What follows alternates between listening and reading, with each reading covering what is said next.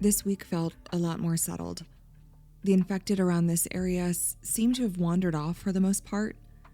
A few still show up banging at the windows or doors, but not nearly as many. They're pretty easy to track and are predictable enough that I can usually plan around them on looting runs, which helps. I spent a good amount of time reading through the gardening books I pulled from the bookstore and the farmhouse. I've also managed to find a few seed packets and gardening tools, which felt like a small miracle. I never paid much attention to that kind of thing before.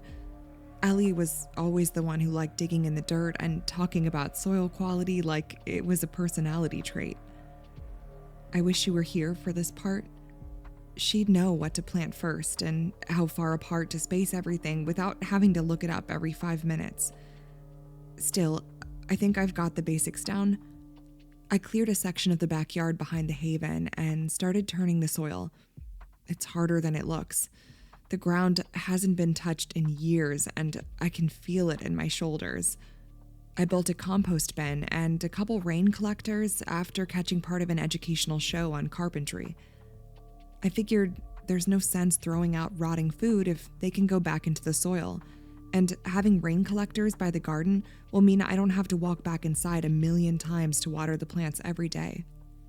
The educational channel stopped broadcasting entirely a couple of days ago. It's just static now. I'm glad I watched what I could while it lasted. My sleep was still a mess this week. Worse than last, honestly. I keep losing time out of the day, surfacing mid-afternoon and realizing an hour had gone by and I had no clear accounting of it. I nodded off behind the wheel on the way back from going to visit Taylor. I remembered halfway there she was on vacation. I turned around and ended up drifting into a tree. I barely tapped it, but the engine decided that was sufficient reason to give up entirely. I had to walk the last 3 miles home. I wasn't even upset about it. That's the part I keep coming back to. Everything felt very far away, like the world had turned the volume down on itself, and I just accepted it and started walking. I'm writing that down because I think I should have been more upset than I was. I need to book that appointment with Dr. Patton about the sleeping meds. It wasn't all bad. Officer Hadley and Tammy came by for brunch early in the week, which was a genuinely lovely surprise. It's been ages since there's been time to just sit and catch up. Tammy looked well. I keep saying I'll call her more and not doing it, which is something I'd like to change. I also went to check on Steven's car. He wasn't around, but there were gas cans in the trunk, so I grabbed them to take to the station for him later. He and Holly have enough going on with the grandkids without adding errands to it. I've been foraging around the backyard and the surrounding lots when it feels safe. Mostly bugs, which I'm not thrilled about, but I did find thistles, wild chives, a few carrots that must have been planted seasons ago, and some seeds that might still be viable. It's strange how much life is still pushing through the cracks while society has collapsed. Food is steady for now. I made another run to the grocery store to grab the last of the kitchen supplies I couldn't fit in the van before. I've been stocking the fridge and cupboards carefully, but I'm trying not to dip into the quality food unless I have to. I've been eating more of the junk food than I'd like to admit, but when people show up, they'll need proper meals. I can manage on convenience for a while. I also built a bookshelf in the living area. It was either that or keep stacking books in uneven piles. Organization makes everything feel more manageable. If someone needs a medical reference or a how-to guide, I want to know exactly where that is. Getting a generator has been on my mind. There's one in a garage off Mortimer that I've been meaning to retrieve. I made a run for it earlier this week and underestimated how many infected were lingering in that area. It wasn't a massive group, but enough to make moving awkward. I had to lead them down a couple streets and around some houses before doubling back and cutting through a yard to get away clean. By the time I circled back, my heart was pounding. I'd say it was the anxiety, but let's be real, I haven't been keeping up with the workout routine I said I wanted to do. I'm getting better at pacing myself, but it's still a reminder that I'm one person doing the work of many. Once I got the generator to the haven, I felt better. I have no idea if they're going to keep the power going to this area, so power, even limited, means options. Refrigeration, lights if absolutely necessary, maybe even communication if I can figure something out later. Now, I just have to figure out how to set it up and get it connected. I figured it would be easy. Plug it in, fill it with gas, and voila! But it seems like there's more to it than that, so I'm keeping an eye out for a manual whenever I leave the station. The biggest project this week has been the wall. I started fencing off the backyard so we can garden and eventually contain animals without worrying about the infected trampling crops or wandering through livestock. I never thought I'd chop down a tree and saw planks, but here we are. I even broke the gate at the lumberyard to get easier access to logs and usable boards. It's exhausting work, repetitive, loud, which I don't love. I've learned to work in bursts and then stop, listen, make sure I haven't drawn attention. Kim loaned me her car for a day when I needed it. Cam needed picking up from a sports camp at school and she couldn't get away. I got there and the school was completely empty. Quiet in a way that caught me off guard, but I couldn't explain why. It's summer. Schools are quiet in the summer. Cam must have walked home. I checked the locker for forgotten homework out of habit, grabbed the books Kim had asked for from the library, and headed to the house.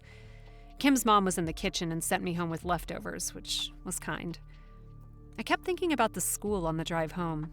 I made a mental note to write about it and then deliberately didn't. I'm not sure what I was avoiding. Writing it down now. There. Moving on. The infected seem slower lately, or maybe I'm just moving more efficiently. Either way, I don't want to test that theory too much. I keep thinking about how Ellie would critique my angles and spacing. She'd probably say I'm overcompensating on the fence height. She'd also be right. I looted a few more houses this week, mostly for canned goods and anything that might last through the winter. There are fewer untouched places now. The ones that are left feel heavier, like they've been waiting. I try not to think about who lived there too long. Take what's useful, leave the rest as undisturbed as possible. I've been reading at night, mostly practical things, carpentry basics, soil composition, medical references I hope I don't need. It keeps my mind focused on solutions instead of hypotheticals.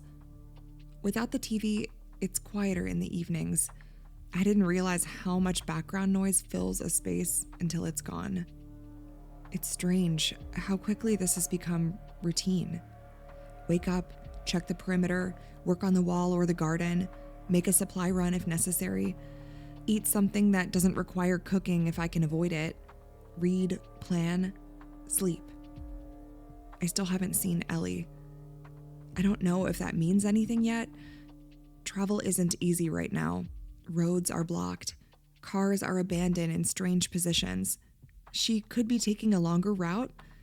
She could be waiting somewhere safer for things to calm down. In the meantime, I'll keep building. If people show up, they'll need water. They'll need food. They'll need a place that feels structured. Something that doesn't look like the world just ended. 1 week ago, I was reacting. Now I'm constructing. That feels like progress. And if someone walks up to the doors tomorrow needing help, I'll be ready. The farmhouse is mine. I'm in it.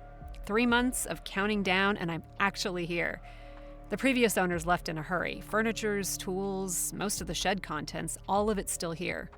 I'm choosing to be grateful rather than ask too many questions about why. The shed is better stocked than anything I could have put together myself, and the kitchen is finally a proper size. I burned breakfast twice in the first few days and made peace with it. I'm learning. I still haven't made it to the seed store or the hardware store. I forgot to stop every time I've been into town, which is its own kind of achievement. The to-do list keeps growing. Rose bushes for the front door, at least 2 new bookcases, a van so I can give Kim her car back, seeds for the garden. I haven't had space for one since I moved to the old place, and I've missed it more than I knew. I picked up a sledgehammer from outside the church. There was repair work going on near a manhole, and it was just sitting there, and I helped myself to it, which I'm confessing to the journal as penance. Maybe I'll feel guilty about it later, but for right now, I don't. And something about that bothers me. I've never done something like this before. I always pay for my own things, but this? I just grabbed it and walked back to the car like nothing had happened. There's a boarded-up house in the gated community marked on one of my maps as a supply location. I haven't been able to get it out of my head. I'll go back with a crowbar and satisfy the curiosity. Kim still hasn't been answering her phone. I kept meaning to swing by and kept not getting to it. I'll go next week. I tried calling Mom a couple of times, too. No answer either time. She's probably just busy. She never has her phone on her when she's in the garden. I'll try again next week when I go to visit. I haven't seen my parents in a few months. Too long. I don't know how I let it stretch that far. It's a quiet night tonight. I made dinner and managed not to burn it, which feels worth celebrating. Now I'm just sitting with it, the house, the stillness, the particular way the light comes through the windows in the evening. I'm looking forward to next week more than I can fully explain. Like there's something I need to see with my own eyes.